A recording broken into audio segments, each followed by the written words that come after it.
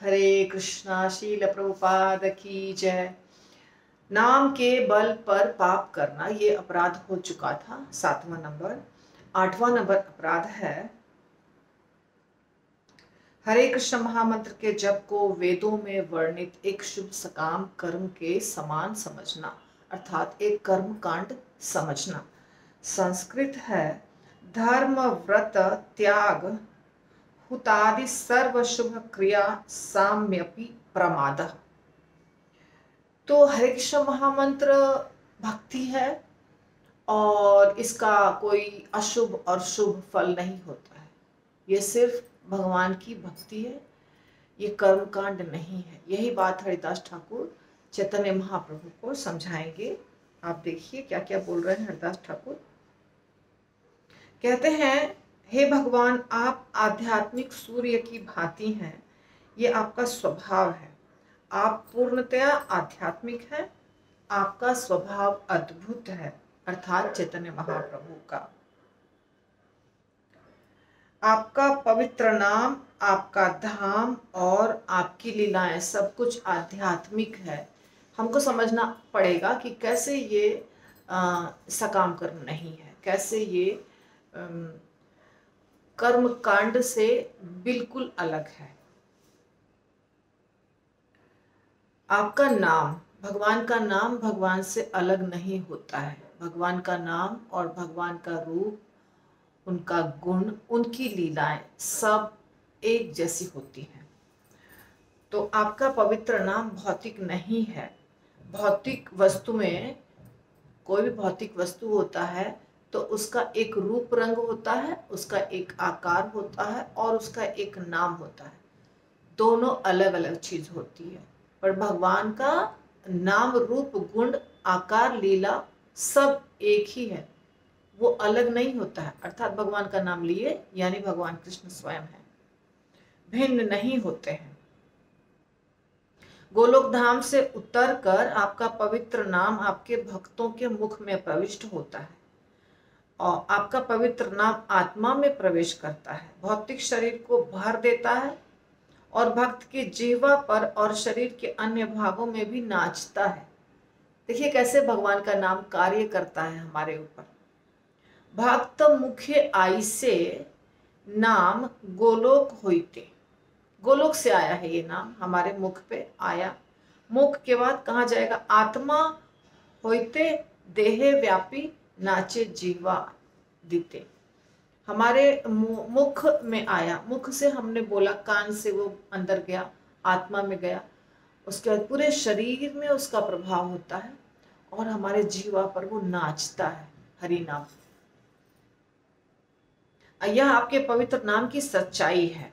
जो कोई भी आपके पवित्र नाम को भौतिक समझेगा उसे कष्ट उठाने पड़ेंगे। हे भगवान, शास्त्र आपको पाने के विभिन्न मार्ग बतलाते हैं और आपको पाने के विभिन्न मार्ग उपलब्ध हैं क्योंकि लोगों की योग्यता भिन्न भिन्न प्रकार की होती है। सही बात है ना। हर व्यक्ति को कृष्ण में रुचि नहीं होती है और जिन्हें रुचि भी होती है तो रुचि कम होती है या ज्यादा होती है, या कोई लाभ के लिए वो आते हैं भगवान के पास। हर व्यक्ति कृष्ण प्रेम को प्राप्त करने के लिए नहीं आता है मंदिर, कुछ अलग अलग उद्देश्य से आता है। तो इसीलिए भगवान भी कर्म कांड, ज्ञान कांड, भक्ति कांड नहीं, सॉरी, कर्म योग, ज्ञान योग, भक्ति योग, अलग अलग माध्यम बताते हैं भक्त को कि जैसा तुम्हें ठीक लगे वैसा तुम करो। तो हे भगवान, भौतिकतावादी लोग जो भौतिक वस्तुओं तथा भौतिक परिस्थितियों की शरण लेते हैं, केवल डर के मारे आपकी पूजा करते हैं। बिल्कुल सही है। कुछ लोग, ज्यादातर लोग इसलिए भगवान के सामने सिर झुकाते हैं, प्रणाम करते हैं कि सब ठीक ठाक चले। कल मैंने देखा वास्तव में एक व्यक्ति को, मैं जब मंदिर जा रही थी, कल नहीं आज सवेरे ही, सॉरी, आज मैं जब राजभोग में जा रही थी तो मेरे घर से निकल के थोड़ी दूर जाने के बाद लेफ्ट साइड में एक मंदिर है। मुझे नहीं पता क्या चीज का, छोटा सा मंदिर है, एकदम छोटा सा। तो मैं कभी गई नहीं हूँ वहां पे। तो वहां पे देखा एक व्यक्ति ने क्या किया, मोटरसाइकिल रोका, मोटरसाइकिल से उतरा और वो मंदिर तक नहीं गया, बस मोटरसाइकिल से उतर के और वहीं पर अपना ऐसे कान वान छू लिया और फिर मोटरसाइकिल चला के चला गया। तो कुछ लोग होते हैं जो सिर्फ, पर वो भी अच्छा है, नहीं करने से बहुत अच्छा है कि डर के मारे भी करते हैं, तो डर के मारे भी आपकी पूजा करते हैं। हे भगवान श्री कृष्ण, आप जैसा कोई नहीं है, आपके चरण अभय प्रदान करते हैं, केवल आपके चरणों की शरण लेने से व्यक्ति भवसागर पार कर जाता है। आपके चरणों का आश्रय प्राप्त करने के लिए भौतिक मन वाले लोगों ने बहुत से भौतिक साधनों का आविष्कार किया है, बहुत से भौतिक साधन, जैसे इष्ट पूर्त यज्ञ, पुण्य कर्म, धार्मिक स्नान, होम, दान, योग, वर्णाश्रम धर्म, पवित्र धर्मों की यात्रा, व्रत, पितृ पूजा, ध्यान, अध्ययन, देवी देवताओं की पूजा, तपस्या और प्रायश्चित, ये सब कार्य हैं। इसमें से जो कार्य इच्छा करने की इच्छा हो वो कर लो। तो वे इन भौतिक पुण्य कर्मों का आश्रय ग्रहण करके अपने लक्ष्य की प्राप्ति करना चाहते हैं। ये बात सच है कि व्यक्ति ये सब कुछ करता है, पर कृष्ण प्रेम प्राप्त करना या भगवान को पूर्ण रूप से समर्पित होना या बिना किसी इच्छा के पूजा करना, ये बहुत लोगों के समझ के परे है। 90%, 90 उससे भी ज्यादा हो सकता है कि भगवान के मंदिर हम जाएंगे पर भगवान से कुछ मांगना नहीं है, केवल हम इसलिए जाएंगे क्योंकि हमको वहां पे जाना चाहिए। भगवान मालिक हैं हमारे, भगवान इस हमें बनाए हैं, इस सृष्टि को की रचना की है और स्रोत है सब चीज के। हमारा कर्तव्य है कि हम उनको जाके धन्यवाद दें, हमको सांस लेने के लिए हवा दे रहे हैं, हमको खाने दे रहे हैं, हमको सब कुछ जितनी चीजें हैं वो हमको भगवान ही दे रहे हैं, इसलिए हमें जाके उनको प्रणाम करना चाहिए, हमें उनको बोलना चाहिए कि आप बहुत महान हैं। ये सब बुद्धि नहीं है। बुद्धि ये है कि भगवान के मंदिर गए तब जब कुछ प्रॉब्लम है और वहां जाकर के अपनी प्रॉब्लम्स को बताना, अपनी समस्याओं को बताना और बोलना भगवान ये समस्या का समाधान कर दीजिए। ज्यादातर लोग इसी दृष्टि से भगवान के पास जाते हैं, व्रत करते हैं इसी दृष्टि से, मेरा ये कार्य हो जाए, मन्नत करते हैं, उपवास करते हैं, उसके पीछे हमेशा एक इच्छा रहती है, वो इच्छा की प्राप्ति हो जाए हमारी, तो हम इतना दिन करेंगे व्रत। कभी कभी पहले इच्छा की पूर्ति हो जाए फिर करेंगे, और कभी कभी पहले करेंगे तब तक करेंगे जब तक इच्छा की पूर्ति नहीं हो जाए। ये सब कुछ आप समझ रहे होंगे क्योंकि ये सब करते हैं लक्ष्य की प्राप्ति के लिए। तो ये जो चीज प्राप्त होती है हमें ऐसा करने से, वो टेम्पररी होता है क्योंकि वो हमारे भाग्य में नहीं था, हमने मांगा जबरदस्ती भगवान से जिद करके, तो वो हमको मिल गया, पर वो चला जाएगा। जब हमारे नसीब में रहता है कोई चीज तो वो हमेशा रहता है, लेकिन अगर हम मांगते हैं भगवान से और भगवान हमको दे देते हैं, भगवान नहीं देते हैं, जो भी भगवान के उनके द्वारा जो उस चीज का कार्य भार संभाल रहे हैं देवता, वो देवता देते हैं, फिर वो चीज हमारे पास टिकती नहीं है, वो चली जाती है, अस्थायी फल प्राप्त होते हैं। भौतिक वस्तुओं एवं भौतिक परिस्थितियों में कोई भी आध्यात्मिक आनंद नहीं होता है, फिर भी वे बद्ध आत्मा के लिए शुभ हो सकते हैं क्योंकि धीरे धीरे पूर्णता की ओर ले जा सकते हैं। ये बात सच है कि हम जब किसी भी जगह अपने श्रद्धा को टिकाते हैं, किसी भी जगह, गुरु के प्रति, माता पिता के प्रति, देश के प्रति प्रेम और श्रद्धा, तो वो उस जगह श्रद्धा जब टिकी रहती है तो धीरे धीरे धीरे धीरे वो जगह बदल के भगवान के पास भी जा सकती है। आज हमको गुरु के प्रति श्रद्धा है, आज हमको माता पिता के प्रति श्रद्धा है, या हमको देश के प्रति है, समाज के प्रति है, बच्चों के प्रति है, दोस्त के प्रति है। लेकिन जब दिल टूटने लगता है इन लोगों से, तो व्यक्ति सोचता है कि अरे सबसे अच्छा है भगवान के पास जाना, बाकी सारे लोग तो दिल ही तोड़ देते हैं, बाकी सारे लोग तो हमारे प्रेम की कदर ही नहीं करते हैं। हाँ, गुरु के प्रति श्रद्धा है, वो अच्छी बात है, वो होनी चाहिए, लेकिन वो सच्चा गुरु होना चाहिए। ऐसा नहीं कि किसी भी गुरु से ले लिए दीक्षा, कुछ ज्ञान प्राप्त नहीं हुआ। अगर असली गुरु है तो उनके प्रति श्रद्धा होना ही है, उसके बिना तो भगवान भी नहीं मिलेंगे। पर जो गुरु की मैं बात की, वो आध्यात्मिक नहीं, भौतिक गुरु के प्रति भी श्रद्धा होती है, वो मैंने बात की। आध्यात्मिक गुरु तो बहुत मुश्किल से बाद में मिलेंगे हमें, जब भगवान से कुछ इंटरेस्ट पैदा होगा तब मिलेंगे। पर शुरू में जो भी हमको कुछ शिक्षा देता है उसको भी हम गुरु कहते हैं, स्कूल, कॉलेज इत्यादि, तो उनके प्रति श्रद्धा होती है। तो ये श्रद्धा, प्रेम और विश्वास का जो एक धागा होता है पतला सा, वो धागा बहुत अच्छा स्ट्रॉन्ग, मोटा हो जाएगा और भगवान के प्रति हो जाएगा यदि वो है कहीं। और कुछ लोग बहुत स्वार्थी होते हैं, उनको किसी से प्रेम नहीं होता है, सिर्फ अपने से ही मतलब होता है, अपने रिश्ते नातों से भी मतलब नहीं होता है, समाज देश से भी मतलब नहीं होता है, तो उनका तो कल्याण होना बहुत मुश्किल है। इसलिए श्रद्धा होना अच्छी बात है, कहीं श्रद्धा है, श्रद्धा बढ़ेगी। तो शुभ कर्म जब करना शुरू करता है, इसी श्रद्धा के कारण वो शुभ कर्म करना शुरू कर देता है, कहीं ना कहीं कुछ ना कुछ करने लगता है। अगर वो डोनेशन देने की आदत रखता है तो एक दिन वो भगवान के मंदिर में भी डोनेशन देगा। कुछ लोग सिर्फ गरीब की मदद करना चाहते हैं, कुछ लोग को जानवरों से प्यार होता है। ये सब अलग अलग कैटेगरीज हैं, इनको भगवान तक पहुंचने में बहुत समय लगेगा, पर आएंगे जरूर। क्योंकि जिनके हृदय में कुछ है, हृदय जिसका सॉफ्ट है, वही जानवर से भी प्यार करते हैं, या वही लोगों के भी दुख को दूर करने का प्रयास करते हैं, तो वो भगवान के भी पास आएंगे एक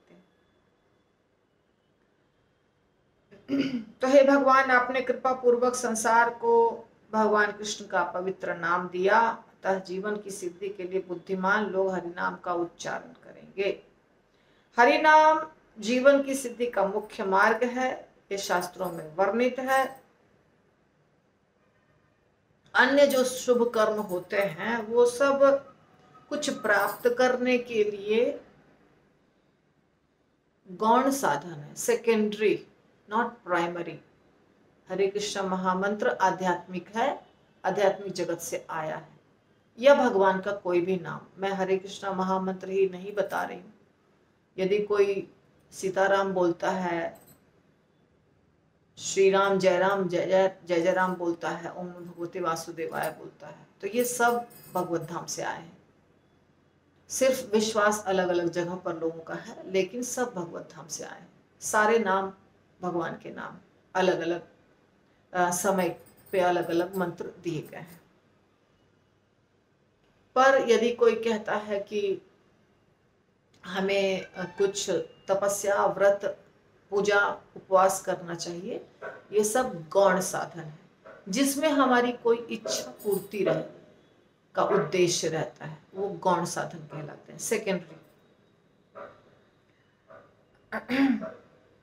वे मुख्य और गौण इसी प्रकार से, जैसे भगवान विष्णु तीनों लोकों में हर वस्तु के मुख्य नियंत्रक हैं, और ब्रह्मा जी, शिव जी उनके बाद गौण नियंत्रक हैं। मेन है कौन? भगवान विष्णु, ब्रह्मा जी और शिव जी भी कार्य करते हैं। ब्रह्मा जी और शिव जी का भी कार्य है, उनका भी कार्य है, पर उनका कार्य यहाँ बताया जा रहा है कि गौण है। इसलिए गौण है क्योंकि आप देख रहे हैं कि विष्णु तो विष्णु के पूर्णांश हैं और वहीं से शुरू हुए हैं, पर एक ब्रह्मांड के अंदर में शिव जी और ब्रह्मा जी को वही पैदा करते हैं, भगवान विष्णु ही, इसलिए उनको गौण कहा जा रहा है। हरि नाम शुद्ध सत्व का बना है, भौतिकता की गंध भी उसके अंदर थोड़ी भी नहीं है। और यदि कोई भक्त मानता है, कोई जीव मानता है कि हरि नाम का उच्चारण एक भौतिक कार्य है, सिर्फ शुभ है, तो वो गलत है। हरि नाम के प्रति यह अपराध मायावादी दर्शन से आया है। जो कोई इस घृणित विचार को पालता है, भक्ति में उसकी उन्नति नहीं होगी, बाधा हो जाएगा। भगवान कृष्ण का नाम पवित्र है, पूर्ण है और आनंददायक है, अर्थात सच्चिदानंद है। अतः हरिनाम स्वयं ही लक्ष्य है। हरिनाम करने का मतलब है कि हरिनाम को अच्छे से कर पाए और इसके आगे कुछ प्राप्त नहीं करना है। भगवान का नाम अच्छे से कर पाए, इसके लिए ही हम जप रहे हैं। भगवान का नाम जपेंगे तो हमें कुछ प्राप्त हो जाएगा, वो उद्देश्य नहीं है। समझ में आया? जैसे कुछ हम उद्देश्य को प्राप्त करने के लिए एक साधन को स्वीकार करते हैं, साध्य की प्राप्ति करने के लिए एक साधन को स्वीकार करते हैं। उस समय साधन एक सीढ़ी का कार्य करता है और सीढ़ी से चढ़ के कहीं जाना है, वो जगह साध्य है। समझ में आया बात? समझ में आई बात? जैसे हम सीढ़ी पे चढ़ के जाएंगे छत के ऊपर, छत साध्य है, सीढ़ी साधन है। उसी प्रकार जैसे हम 16 सोमवारी का व्रत कर रहे हैं, एग्जाम्पल, तो 16 सोमवारी एक साधन है, उसको करने के बाद हमें कुछ प्राप्ति होने वाली है, तो जो प्राप्ति होने वाली है वो साध्य है। पर हरे कृष्ण महामंत्र का जप कोई साधन नहीं है, वो स्वयं साध्य है। अर्थात जिस दिन हमने माला पकड़ा उस दिन से हम साधन साध्य सब कुल मिलाकर एक ही चीज कर रहे हैं। हरे कृष्ण महामंत्र अगर साधन है तो साध्य क्या है? साध्य है हरे कृष्ण महामंत्र के जप को अच्छे से कर पाना, शुद्ध हरि नाम, शुद्ध हरे कृष्ण महामंत्र, शुद्ध हरि नाम कर पाना। अभी अपराध के साथ कर रहे हैं और बिना अपराध के जिस दिन कर पाएंगे तो वो हो जाएगा साध्य। अर्थात उसको प्राप्त करने के लिए हम आज प्रैक्टिस कर रहे हैं। ठीक है? अगर नहीं समझ में आता है आपको तो प्लीज पूछिएगा बाद में।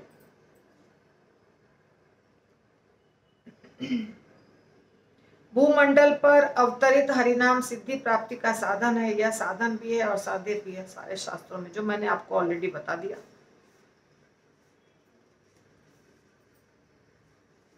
पूर्णता प्राप्ति हेतु प्रतिष्ठित मार्ग दो प्रकार के हैं, भौतिक शुभ कर्म गौण मार्ग है और हरिनाम मुख्य मार्ग है।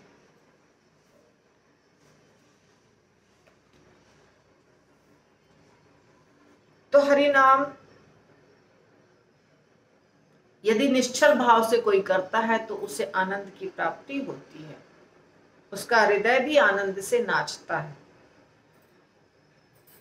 और ये हरिनाम का स्वभाव है आनंद देना। ठीक है? हरिनाम की लीलाओं और आनंद से अद्भुत और कुछ भी नहीं है। हरिनाम करने में ही आनंद आता है, जो एक बार पकड़ लेता है उसको छोड़ता नहीं।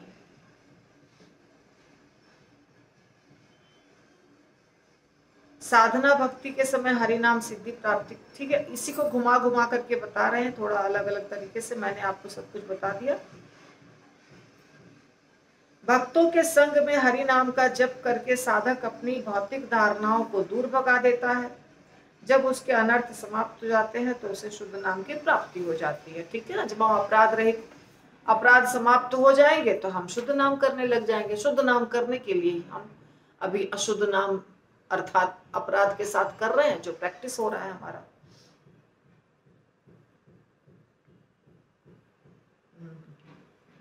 तो जो आपको बताया मैंने कि एक बार नाम लेने के बाद छोड़ता नहीं है व्यक्ति, वही हरिदास ठाकुर बता रहे हैं यहाँ पर फिर से। तो गुरु की कृपा से व्यक्ति साधना भक्ति के समय भी हरि नाम की अद्भुत महिमा को समझ सकता है। वेद इसकी पुष्टि करते हैं। साधना भक्ति के समय कोई हरि नाम की महिमा को नहीं समझता है तो वो महान मूर्ख और अपराधी है। अब अपराध तो हो रहा है, अपराध हो रहा है क्योंकि हम मूर्ख हैं। हम मूर्ख हैं इसलिए अपराध कर रहे हैं, और अपराध कर रहे हैं इसलिए हम मूर्ख के मूर्ख ही रह रहे हैं। तो अपराध से बचना पड़ेगा। अब ये सारा अपराध जो हो रहा है ये ज्ञान होने के बाद समाप्त हो जाएगा। जब हमें ज्ञान हो जाएगा कि हरि नाम कोई कल्पना नहीं है, हरि नाम कोई कर्मकांड नहीं है, हरि नाम भौतिक जगत की चीज नहीं है, ये सब ज्ञान होना आवश्यक है। ये ज्ञान होने के बाद फिर हरि नाम जब हम करेंगे तो हमसे ये अपराध नहीं होगा जो अपराध हो रहा है। इसलिए अपराधों को जानना आवश्यक है। तो हरि नाम को कर्मकांड नहीं समझना चाहिए।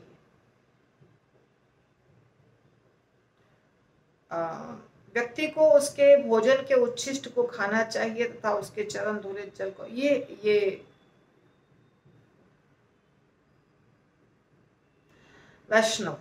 वैष्णव के चरण की धूली, वैष्णव का उच्छिष्ट, गुरु का उच्छिष्ट या चरण धूली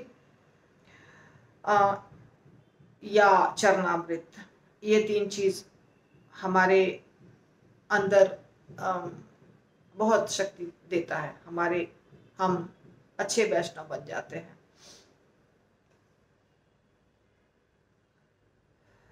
अंत्यज गृहस्थ शुद्ध नाम परायण।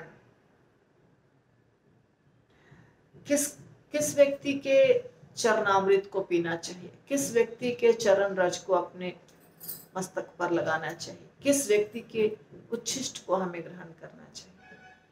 जो शुद्ध हरि नाम जपता है तब फायदा होगा। शुद्ध हरि नाम जपने वाले व्यक्ति के चरण रज, चरण धूलि, चरणामृत या उच्छिष्ट महाप्रसाद यदि हम ग्रहण करते हैं तो उससे हमारा कल्याण होगा।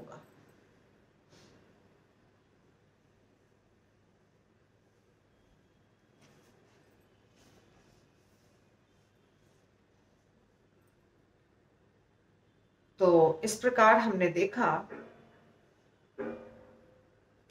हरि नाम एक कर्मकांड नहीं है। हरि नाम भगवान के धाम से आया है। गोलोकेर प्रेम धन हरि नाम संकीर्तन रति ना जन्मिलो केनो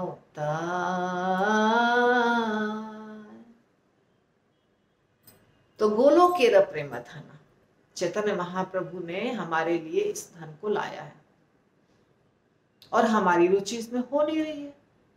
ये हमारी समस्या है। तो ये हो गया हमारा 8वां नंबर अपराध, और 9वां नंबर अपराध और 10वां नंबर। तो इस प्रकार हमारा ये समाप्त हो जाएगा सीरीज। शील प्रभुपाद की जय, हरदास ठाकुर की जय, हिज होलीनेस शील भक्ति विनोद ठाकुर की जय।